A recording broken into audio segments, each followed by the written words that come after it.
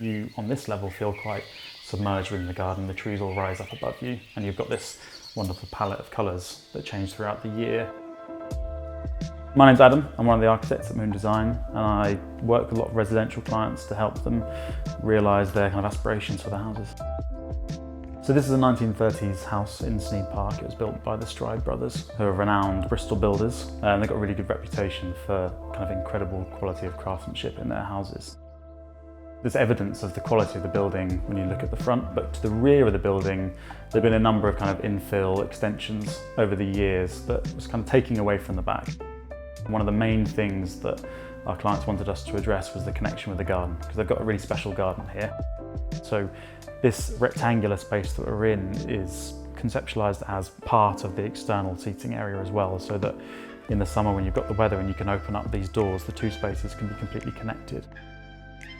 One of the things we wanted to address was removing those infill extensions and replacing it with something which was much lighter, more airy sitting area where we've got darker sort of snug areas elsewhere, a dining room and a kitchen all kind of connected, and most importantly connected out to the garden.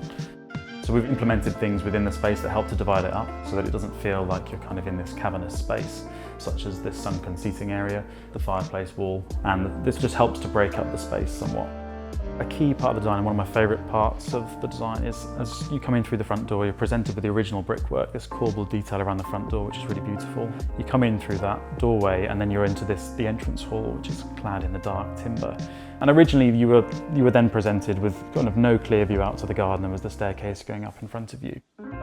So I suppose the biggest move beyond the extension itself was the relocation of the staircase. So in the kind of the form of this extension, there's two main parts. There's this large single-storey extension at ground floor, and then there's a first floor extension, which is a gabled extension that sits on top. And when you look at the front elevation of the house, it's kind of made up of the bulk of the house, and then there's an offset gable with some black timber.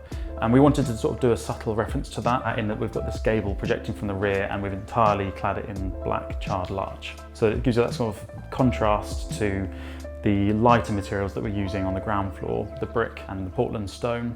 Those kind of subtle features help to tie it together. As you go up the house, the views get better and better. In the new main bedroom suite, we've included a sort of a big, oversized square picture window with a window seat specifically for that purpose. And at that level, you're almost sitting up in the tree canopy. So it's a different view of the garden, but you're not getting the long views.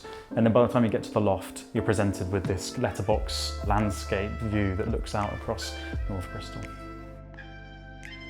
Houses for all of us are incredibly personal things, and it's quite a responsibility to be presented with a brief from a client. I think to take that brief and hopefully deliver on the client's aspirations for the house and the way they want to live, that's my main hope. I just hope that they're happy living here and comfortable.